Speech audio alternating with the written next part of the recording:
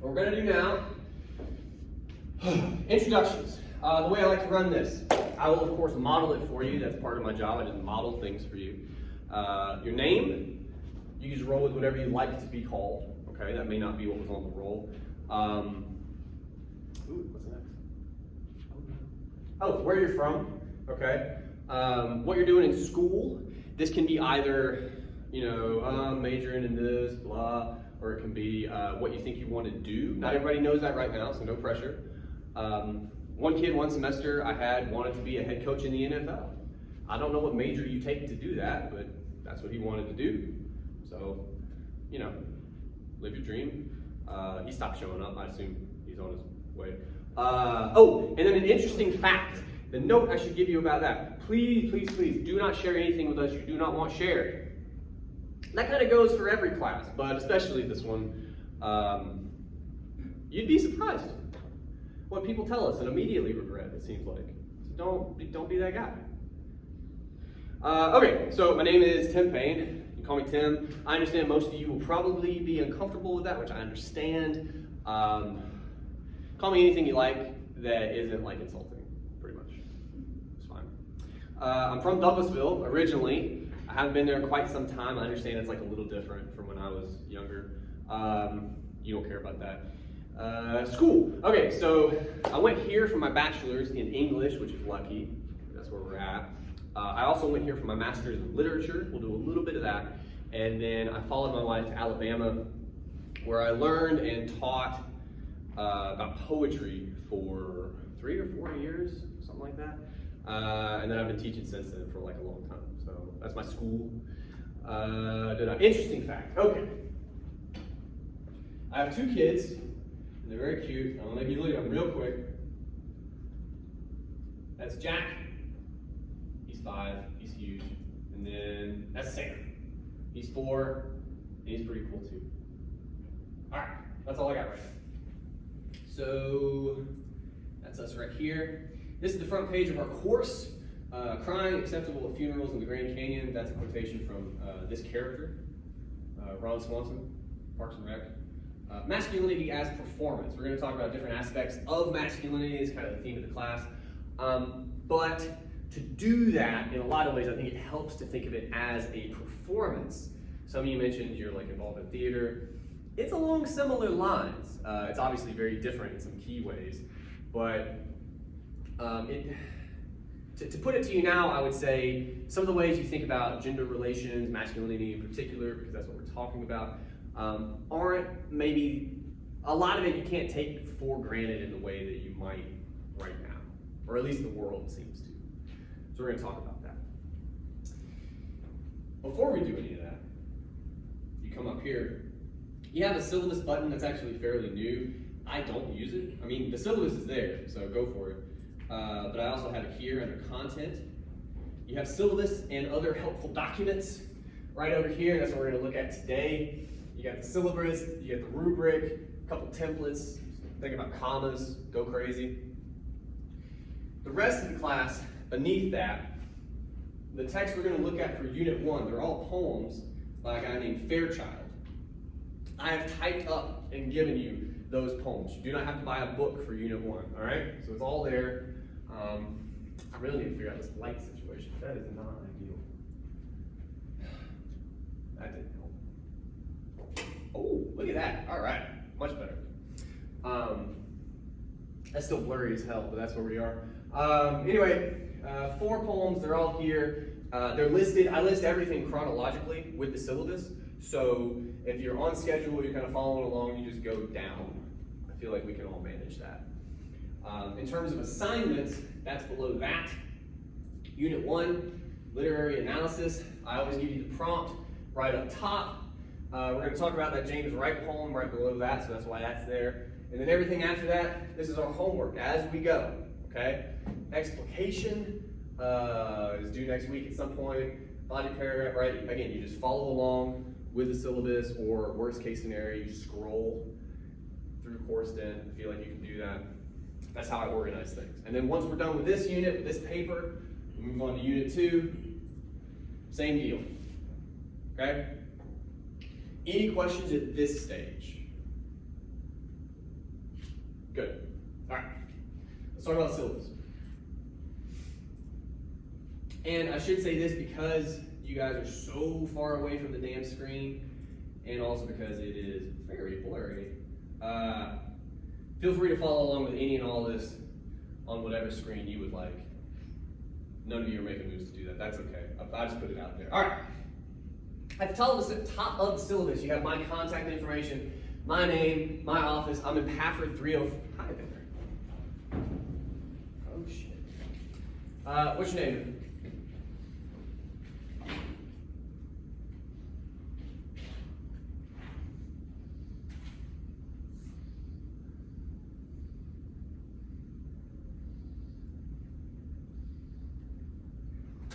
Alright, anyway, I'm in Pafford 304J. Does anybody not know where Pafford is?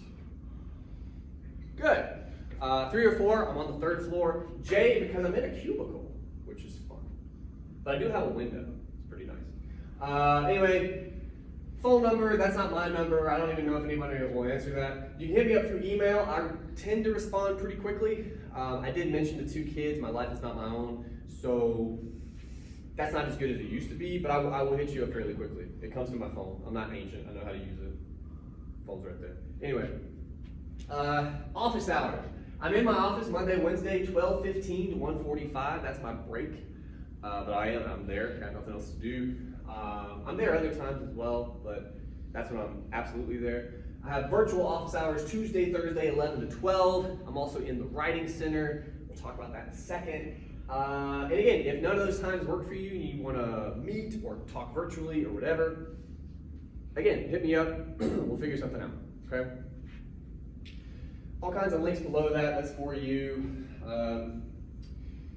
It don't even. All right, course description. I wonder if this is still hot. It was. Too hot. All right. This is a continuation of English 1101. As such, we're going to build upon, hopefully, what you either learned in that class or tested out of in some cases. But that class is an introduction to college level writing. So this class assumes, by its very nature, that you kind of have some of that under your belt already. On some level, you're comfortable with college level writing, okay? Beyond that, we're going to think about 2 other sort of pillars, I guess. This class is also meant to be a bridge from 1101 to any other classes you might have after it. In our case, like a lit class or anything like that. So we will read some poems, we're going to read a book. I know. We're going to talk about that stuff. And also, the last part of the puzzle, I'm going to have you do some research.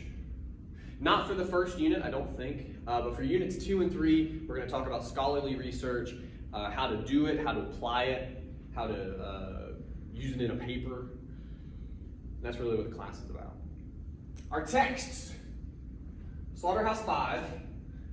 It's by a guy named Kurt Vonnegut. This is the book. It came out in the late 60s. It is super famous, like super famous. So there's all kinds of different copies of the book. Some of the newer copies look like this, but there's older copies that are like brown and ugly with a big V on them. I actually like those. There's newer ones than this that look, they look different, but if it's Kurt Vonnegut, Slaughterhouse 5, you have the right book, okay? And that's for unit 2, so you don't need it super soon, but you probably go ahead and get it. And the good part of the reason I choose it too is because there's so many copies, you can get it cheap. You don't need a new copy. For unit 3, we'll be watching Die Hard, the original. This is a DVD, by the way. Some of you may never have seen one. That's what they look like. It's like books, but smaller. I think there's like 4 or 5 Die Hards now. We are watching the first one from 1988, back when they were still good, right? That's for unit 3. I already talked about class a little bit, and we'll hopefully have time to get into that later anyway. All right, so you scroll a bit on the syllabus. This is a breakdown of our major assignments. Obviously, this stuff is going to be listed in the course calendar as well, but just for a quick glance, you have your 3 papers we're going to write, what kind of papers they are, how long they are, when they're due, and how much they're worth in terms of your grade, okay? Below that, You also have the last two sort of bits that will give you your final grade in the class. We have a final project all the way at the end. Somebody's freaking out about it right now. It is so not worth freaking out about. It's 5% of your grade. And then beyond that, you have a thing called process writing, which seems to always confuse people. That's just a really fancy term for homework.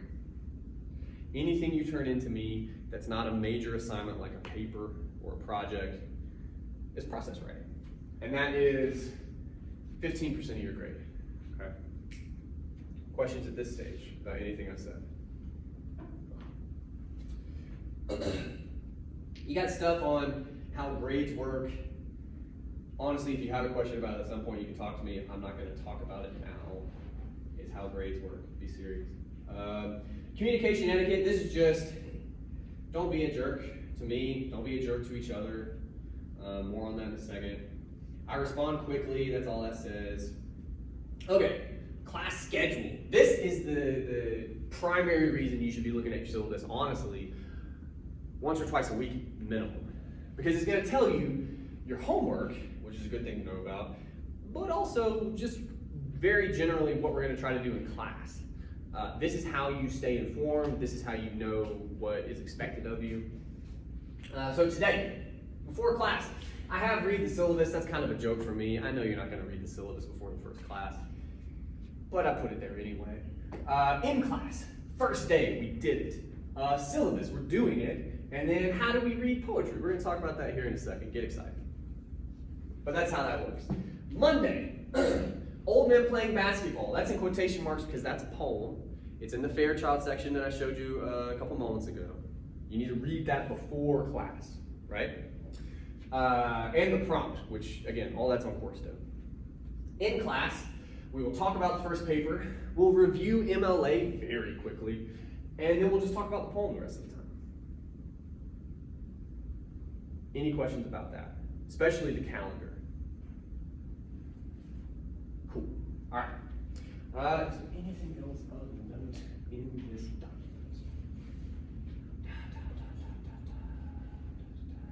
Attendance, you should come. Hi there. Late work, I don't tend to take it. Now, of course, if you have a reason or something comes up, you can always talk to me. I'm not a monster, I don't think. I don't prefer late work. Disruptive behavior. This is the part about you being a jerk to your classmates. On average, I might kick a student out once every 2 years. Like, legit. So I don't do it. I don't mind doing it. It's actually kind of fun. But you'll be embarrassed and you'll be royally pissed, by the way. You'll walk out, you'll probably slam the door and everybody will go, oh. And then we'll continue on with class. You'll come in next time and you'll be sheepish and it's fucking awkward for everybody. So I'd rather avoid it, right? Generally, you guys are pretty good about not having to worry about that, especially because if at any point I feel like you're disrespecting each other, I will try to diffuse it first, okay? But again, sometimes people don't take the hint. Just be good to each other. I think we'll be all right. Academic dishonesty, this is mostly confined to plagiarism. This is a writing class. We won't talk a lot about it because that's really more an 1101 thing. Does anybody have no idea what I'm talking about when I mention plagiarism? Okay. And again, as always, especially with something like that, if you're not sure, you're kind of like, maybe this is plagiarism, better to get ahead of it. Talk to me. It's worse to like turn something in and be like, I hope he doesn't catch it. Like that's not a good way to try to be, okay? So just hit me up first. We use MLA. I don't give extra credit. Somebody will ask for it anyway, but it's in the damn syllabus. Writing Center. We have a Writing Center on campus. They're located in the TLC. They offer face-to-face tutorials. You work with a tutor. They offer synchronous, which is where you get online. I did that over the summer. That's fine, I guess. And this semester I'm doing asynchronous, which is you can also like upload a document basically. Somebody will look at it and they'll send you back notes. They're there to help with any form of writing. So obviously an English class applies, but a lot of classes. probably to some people's chagrin, a lot of classes require writing.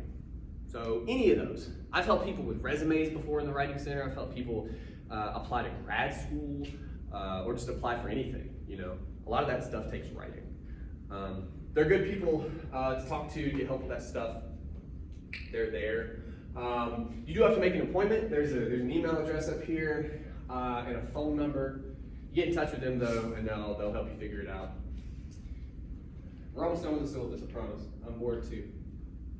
Title IX stuff, campus carry. Oh, I should mention, this is probably still too hot. I'm gonna regret this. Not so bad, huh? Title IX, I'm what's called a mandatory reporter.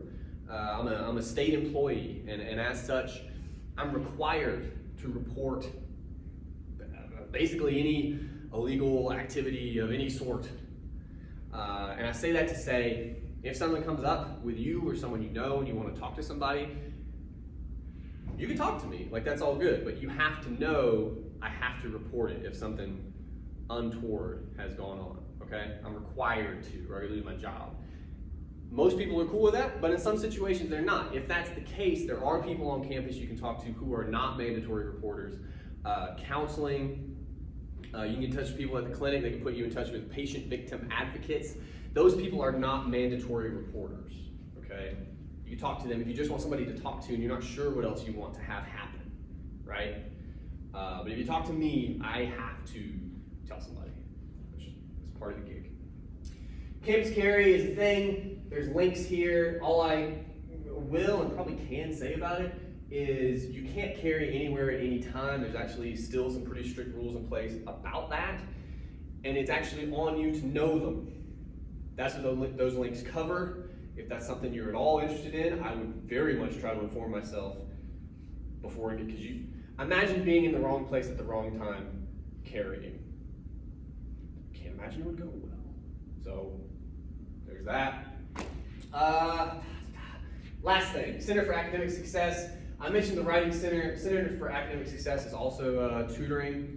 I think they handle writing. That's not really, they're more general, you know, so they do math, they'll help you with studying. I've been told before they have a thing that's called a life coach, which is like, help, I don't know how to student, and they'll sit you down and figure out a schedule. They'll, you know, so they very general tutoring, but may or may not apply to this class, but I like to point it out because you have other classes, and they're there as well. All right, let's talk about a poem. I will ask, and I'll turn on some lights first. Turn this off because no one can see it. Let's be honest. I didn't think that was going to come back. I was kind of scared. All right, if you would, on some kind of device, probably your phone, pull up Courstin for me. Be a good first run, right? Like, how do I log in? How do I do that stuff? Let's go ahead and get to the class page. You go to content, you go to Unit 1, Literary Analysis. I'll give you a second to do all that.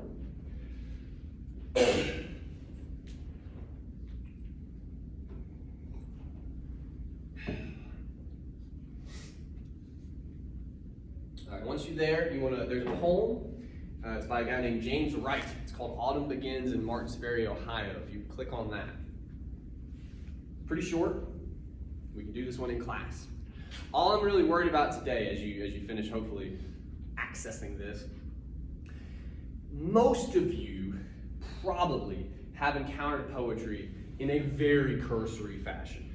You read a couple Shakespearean sonnets in school that you probably didn't understand, and your teacher probably didn't understand either. You may have looked at like some words where, you know, you've had very light touches with poetry. And as such, most of you, best case scenario, hate it. Which is a bummer, because that's what I went to school for. The good news is, I actually happen to know quite a lot about poetry. And I'm pretty confident in teaching it to you. So we're going to try that now. We'll see how we do.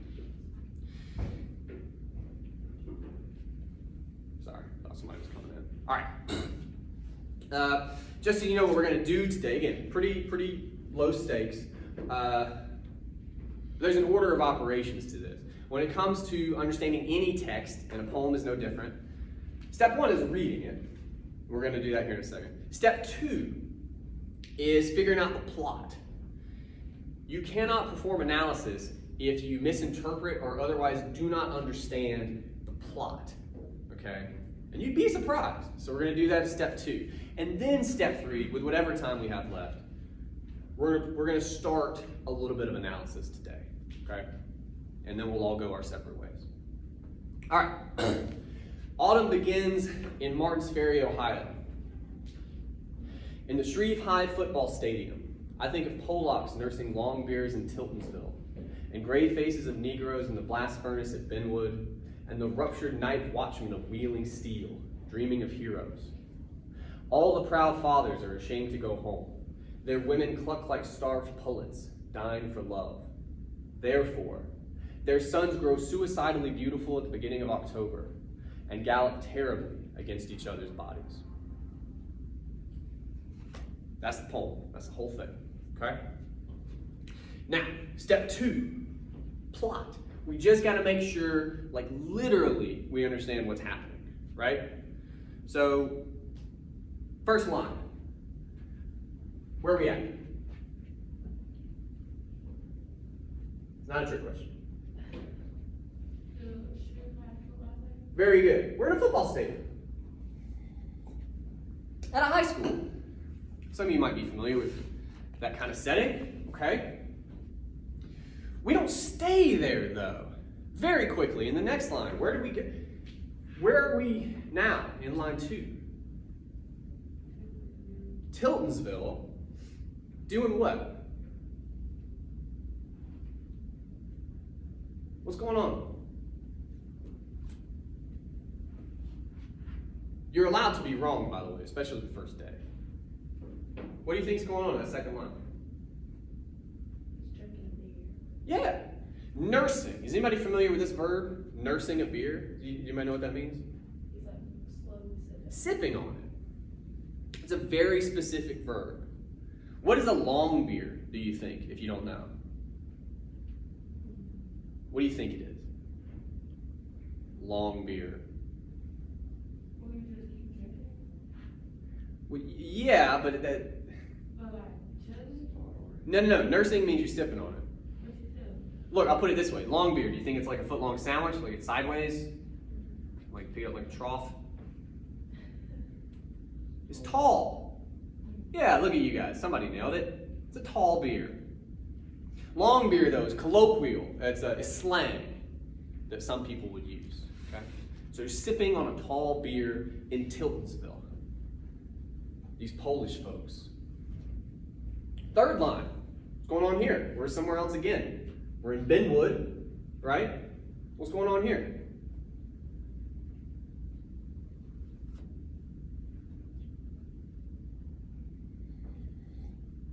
You have some African American folks. What are they doing? And if you're not sure, it's okay, but it depends. What's the important nouns in this line? We got Benwood, we have some black individuals, and they're doing something. What are they involved in this line?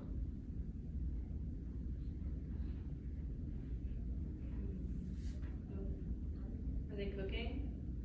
It's a good guess. Why do you guess that? Blast furnace. Blast furnace, right? Not words we're usually familiar with, right? Blast furnace. I will tell you they're not cooking, but that's okay.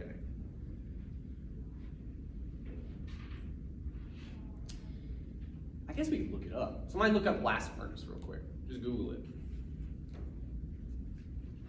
What is a blast furnace?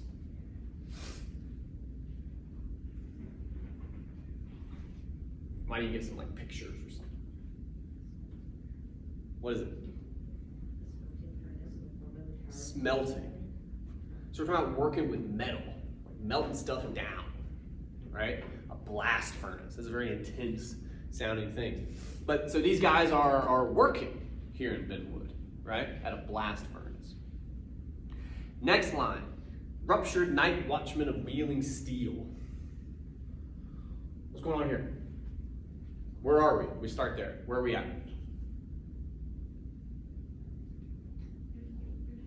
With your chest, please.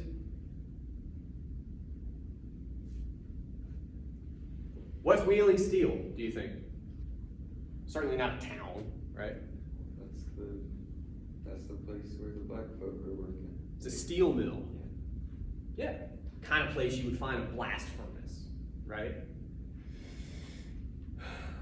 Ruptured night watchman. What on earth is that?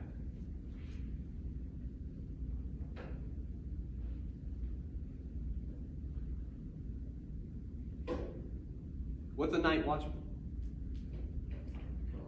Security guard. Yeah. Walking around at night. We'll talk about ruptured here in a moment. Dreaming of heroes. That's pretty self-explanatory, I would think, right? Somebody is dreaming of heroes. What's a hero that you would dream of? What does that mean, real quick? Do any of you have any heroes? No? The world's come to that? Nobody has any heroes? Alright. My son's 5. One of his heroes is, strangely, Darth Vader. He always identifies. I don't know if you should be worried. He always identifies with the villain. But yeah, he thinks he's really cool. He thinks he's really powerful is what it is, right?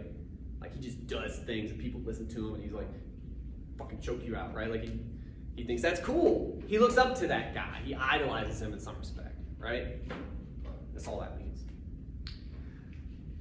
All right, now we go to another stanza. Stanzas, by the way, are just paragraphs in poems. So that's stanza 1. We're on stanza 2.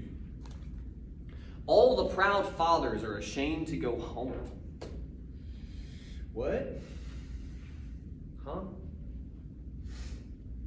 Proud fathers. We start there. What are they proud of, do you think, these fathers? Their children? Why do you say that? Because their fathers are proud. Do I know? Because their fathers are proud. Good. We could call them proud men, but we don't. We call them proud fathers. That's actually a very good catch on that detail. So it sort of implies that it's tied to their fatherhood, right?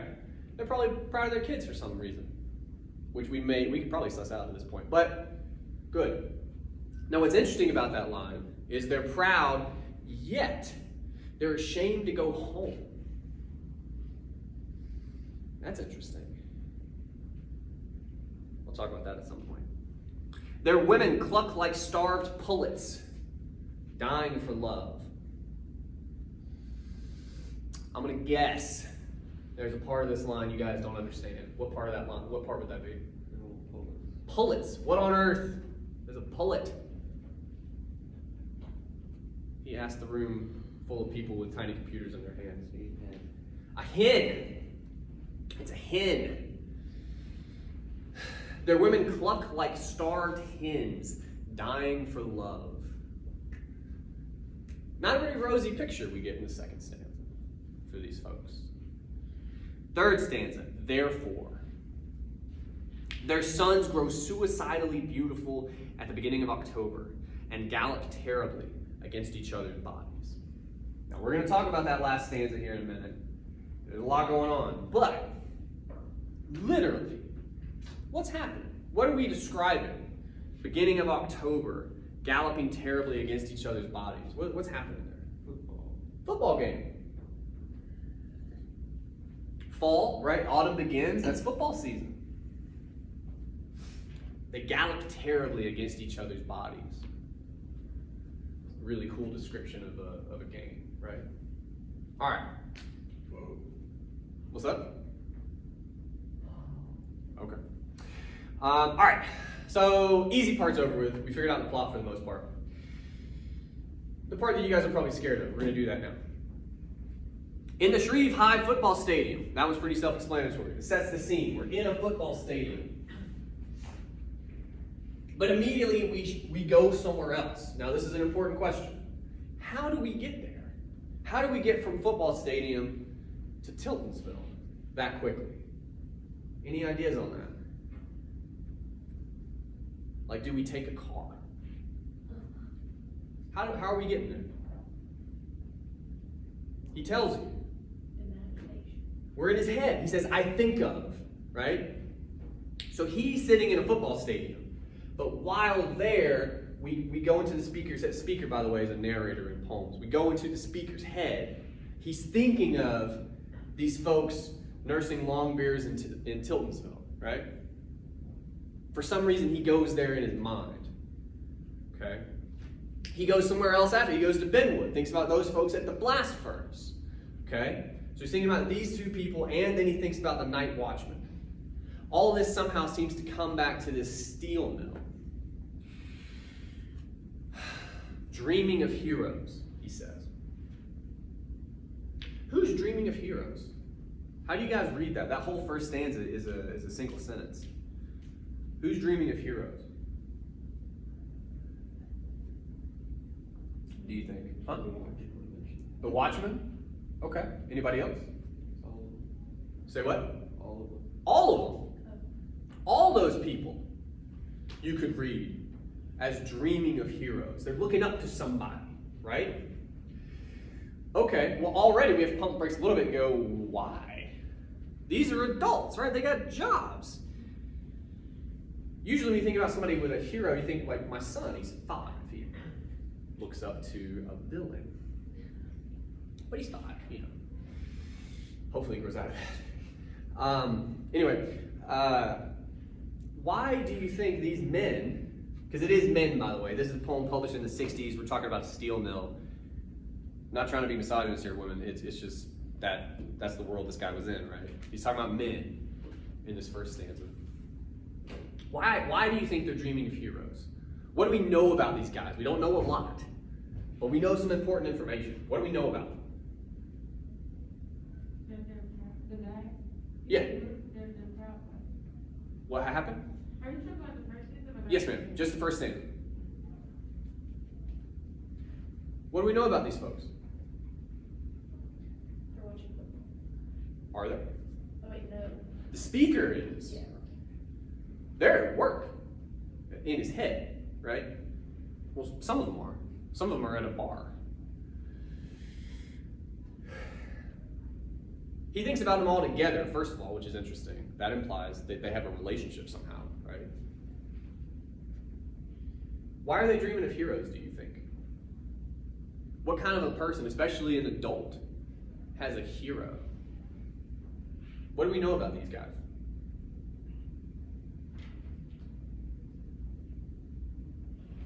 Where do they work? We know that. Steel mill. Anybody else ever worked in a steel mill? No, me neither. But I've seen movies, you know. What do you imagine about that kind of work? What kind of job is that? It's like, I don't think it's like hard labor. I would imagine it's pretty difficult, right? Real hot, Yeah. probably more than a little bit dangerous at times, right? You just picture fucking sparks and fire, right? And dudes that are covered in soot and like, right? Like we all have the same kind of image. Yeah. This is hard work. Blue collar work, you'll also hear it kind of referred to as that, right? So they're working those kind of jobs. And you get a little bit of a shot of what they do, I guess, when they get off work, right? The second line, those guys go to the bar, they nurse long beers.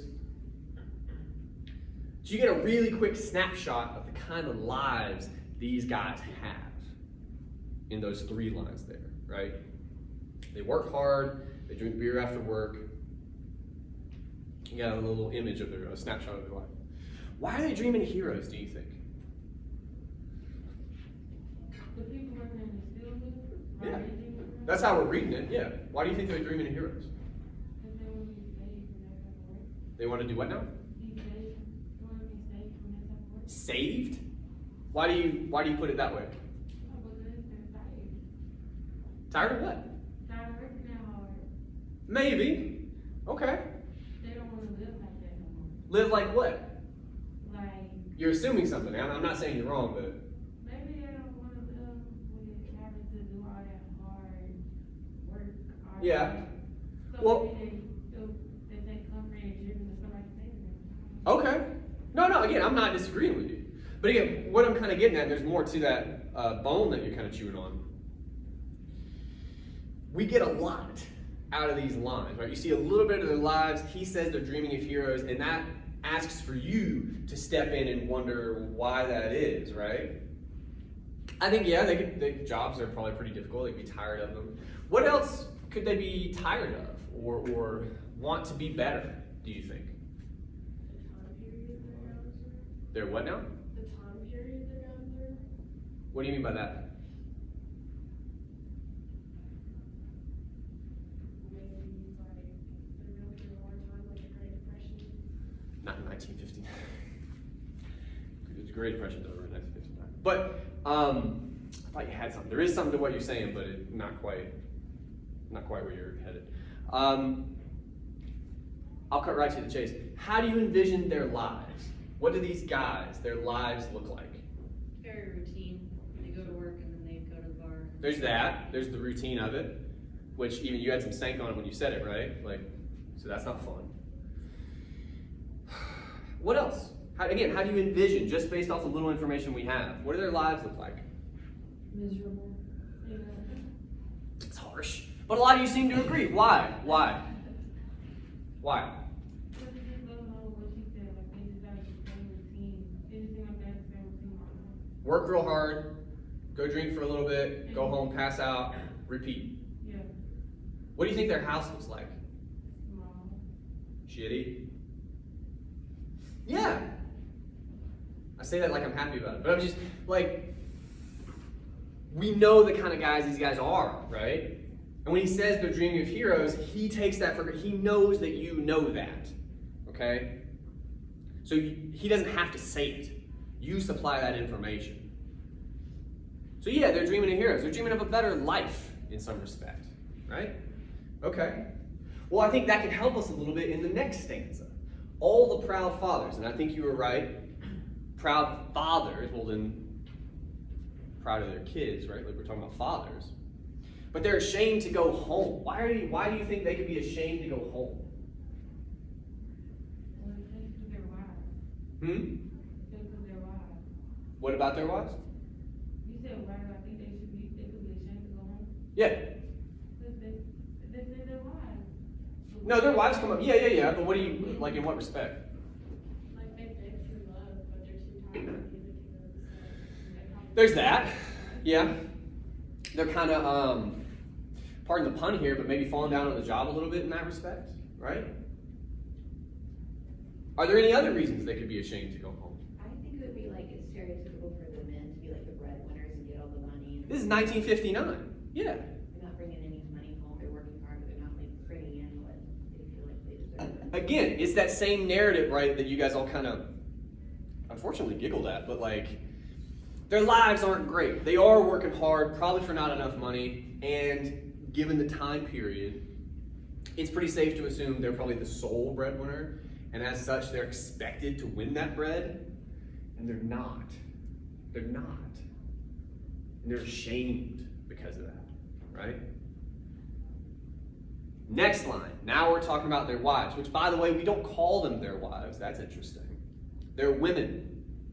Cluck like starved pullets, dying for love. I love that I get to ask this question. Why are we calling these women hens, do you think? Because hens are female chickens. What did she say? No, you're saying a lot of good things. You're just way back there. What? You said why we calling them hens? Yeah. Because hens are female chickens, right? Yeah. I mean, yeah. But we could find the word for female squid, right? And call them that. Like, why? What do hens do? they don't shut up. What? I mean, he's saying they're clucking a lot. So I mean, but I'm not going down that road. They lay eggs. They lay eggs. That's their job.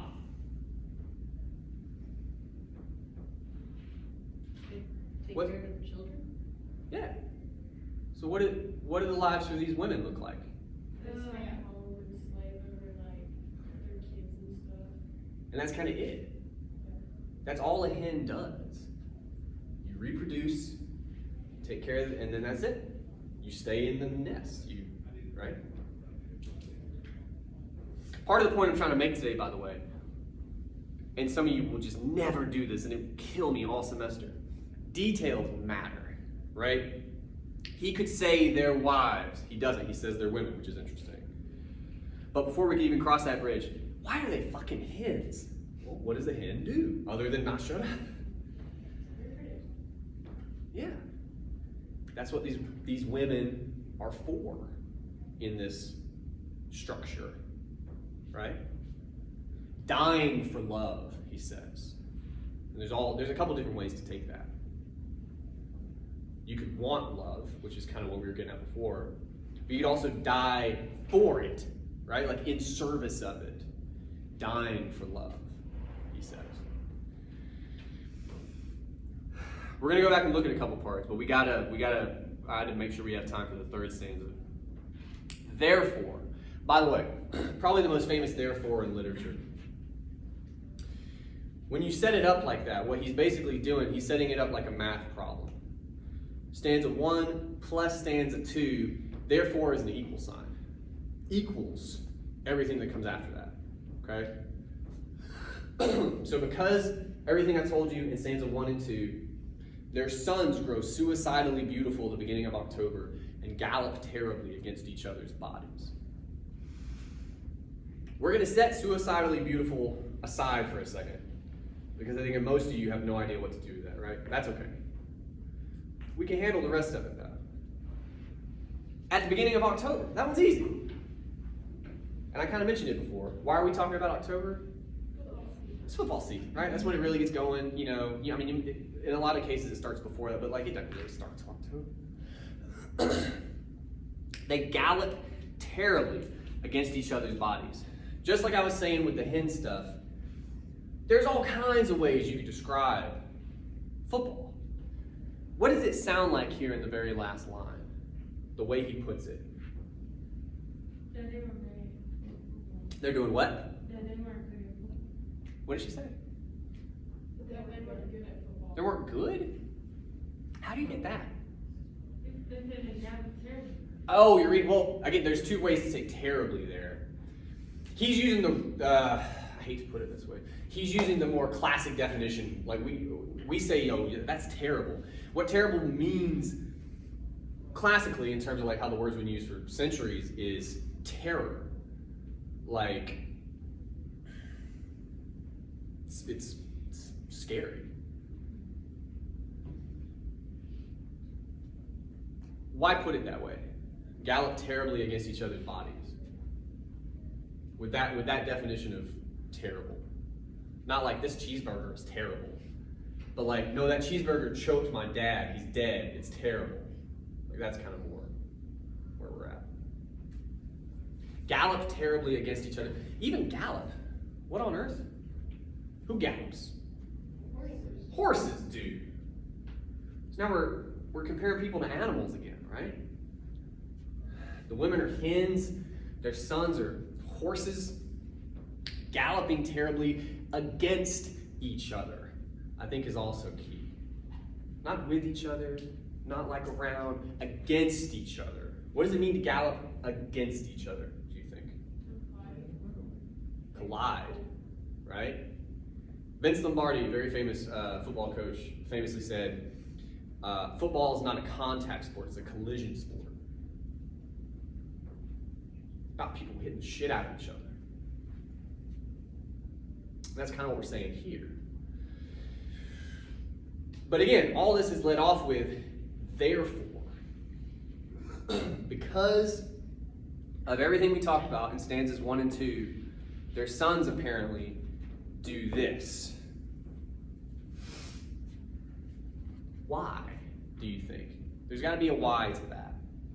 Why are their sons doing that, according to the logic of this poem?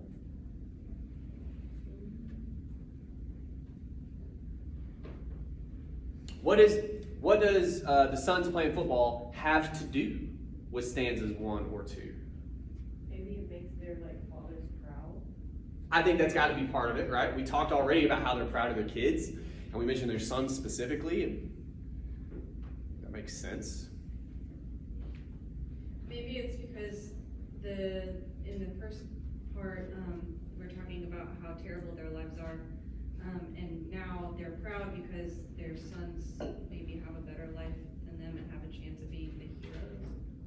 So, well, real quick, you're talking about dreaming of heroes. So you're saying when we do that in stanza 1, we're talking about their sons. Do you guys agree? I would agree. If for no other reason, there's really nobody else in the poem, right? It's certainly not their wives, unfortunately, right? Nobody's looking up to a hen. We're talking about these sons. Specifically, these sons playing football in October, doing it the way that it's described in the 3rd stanza. Yes. These fathers look up to them for some reason, which is a weird thing to think about. You know? It's supposed to be the other way around.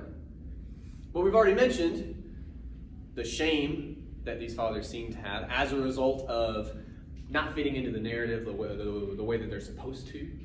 They check a lot of the boxes. They work the hard job. They drink beer after work. You saw a guy like that today at a gas station. You know what I'm saying? Like, you can picture that dude. That's 1959, especially, like, fucking masculinity. That's what it looks like. There's other parts of the job that they're not nailing down, and they're ashamed of that. So they look up to these sons, according to the poem. Let's think about that some more. Their sons grow suicidally beautiful. What? Beauty we get. Suicide, I would assume we know what that is.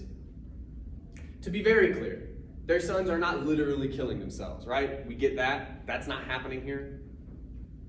But something is dying here. Suicidally beautiful, right?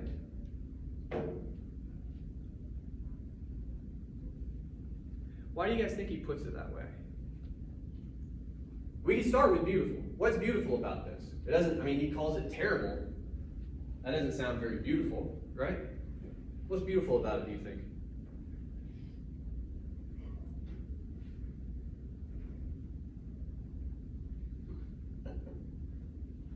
I didn't mean that to be a stumper. Who is it beautiful to? Good. Yeah. If nobody else is beautiful to them, we talked about why. Okay. But the speaker seems to agree. He describes it that way, right? But he qualifies it with suicidally. What is dying here, do you think? Yeah, in the way that we're used to talking about the Rust Belt, I guess. Yeah, maybe. But we got to be careful because, like, specifically, we're talking about the boys here, right? Something about the boys is dying here. What is it, huh? Bigger childhood, they're fitting into adulthood. Why do you say that? Well, they're in like high school years. Yeah. They have to go off to college, make decisions. Oh, be very careful. Or they work in the steel mill, like Dad. They live in Martins Ferry, Ohio in 1959. They are not going to, there's no mention of a recruiter. I get that sometimes too. People are like, well, they're worried about scholarship. Like, no. Come on, man. You guys grew up on too much Disney. There's no score either. Some people are like, well, because they lost. No. Their childhood is ending. That's what high school is. That is what it is in a lot of ways. Okay, I'm not trying to bum people out. Where are they going after that? They're going to that fucking steel mill. Yeah. Oh, sorry, you're still going. Sorry, we're having a class. Anyway, they're going to that steel mill. Their childhood is dying. But in the throes of that death, I guess, they're playing this game that their fathers look up to for some reason. They aspire to for some reason. And with the last little bit of time we have, apparently. Fucking 10 minutes, Jesus. Anyway, sorry. Why do you think their fathers look up to that? even though it's dying. I would contend in part it's because it's dying, right? But we may not have time for that today. That's because they just remember whenever they age. You said why their father was up to it. Yeah. Maybe because whenever their age, they remember when they had to go, when they did that. Yeah. So they had to go before. We're talking about nostalgia in some sense, right? I think that could be part of it. Yeah. But we got to solve that a little more. Like, why? And this will be hard for you because you guys are young. You're not, in some ways, you're just not old enough to have nostalgia. But you do. You can. If you think about a nostalgic memory, how old are you in that memory? Like 10 or something? Roundabout? What's so great about being 10? Because a lot of it sucks, by the way. You can't drive. You can't do anything. What's Responsibility. You have no responsibility at all. At all. The fathers are ashamed because they're not handling their responsibilities. Now, again, I think a lot of us would agree that what's put on them isn't exactly fair. But that doesn't matter for them. Their job is to do that hard job and provide. They're not doing the second part. But when you're in high school, when you're these kids playing football, you're not supporting a family. You're not going to the mill yet, right? You're free of all that for a very short, fleeting time. It's suicidally beautiful. It's beautiful because the fathers maybe identify, like, remember when they were there, but they also understand that it's ending. And the fact that the sons are doing it anyway, sort of knowing what's coming next, I would say is what actually makes it beautiful, right? To know that it's going to end, but to stay in the moment is beautiful, suicidally so.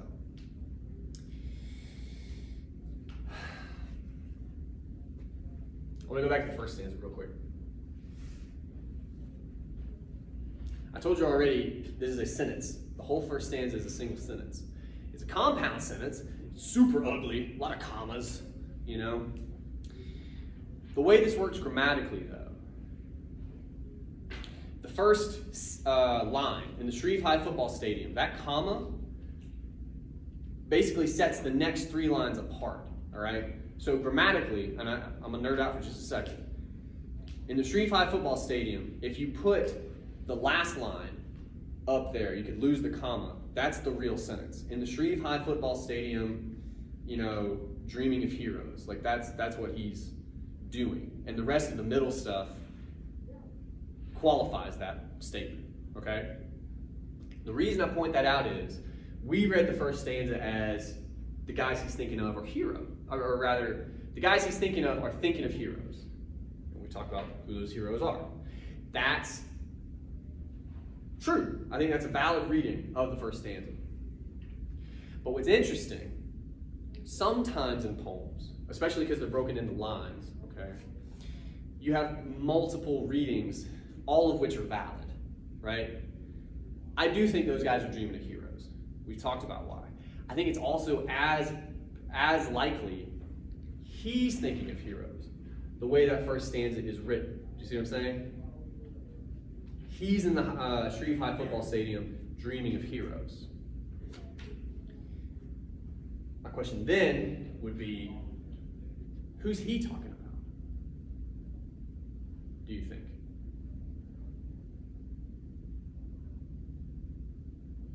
Is he calling all those people heroes?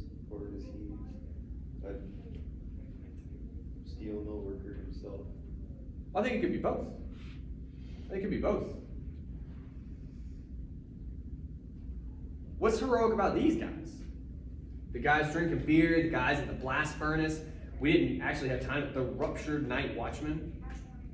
Either the night watchman is ruptured in some way, broken in some way, which is a bummer, or the night itself is broken in some way, right? Ruptured, which is interesting.